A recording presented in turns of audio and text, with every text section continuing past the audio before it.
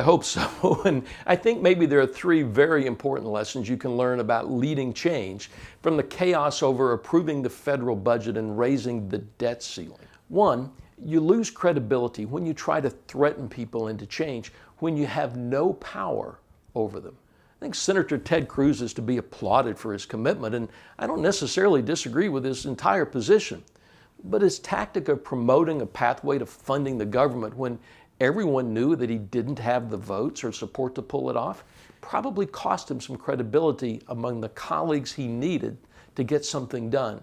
And it seemed like it was more for the sake of approval from constituents at home than for actually accomplishing his goal. I think everyone understood that he needed to make the effort to slow down the implementation of the Affordable Care Act, but he probably took it too far.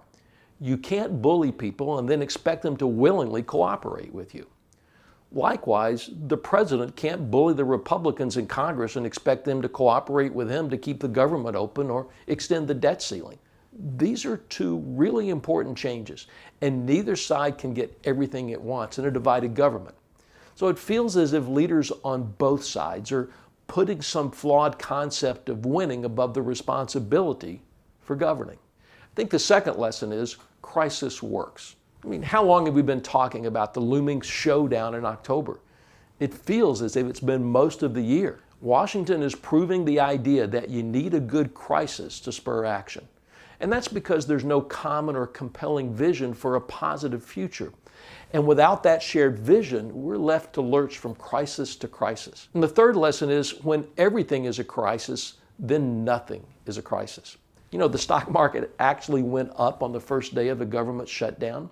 Now, it's since dropped, but it's safe to say that no one really believed that the shutdown would last or be much of a big deal. And that result of lurching from crisis to crisis and then miraculously resolving it is that no one takes the crisis seriously. And that's a very ineffective way to lead.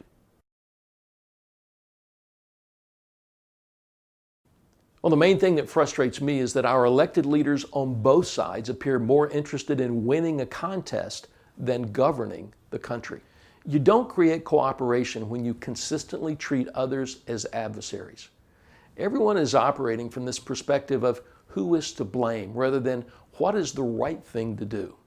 If they want to argue over the budget, that's fine. I don't think it's productive to shut down the government, but it's fine.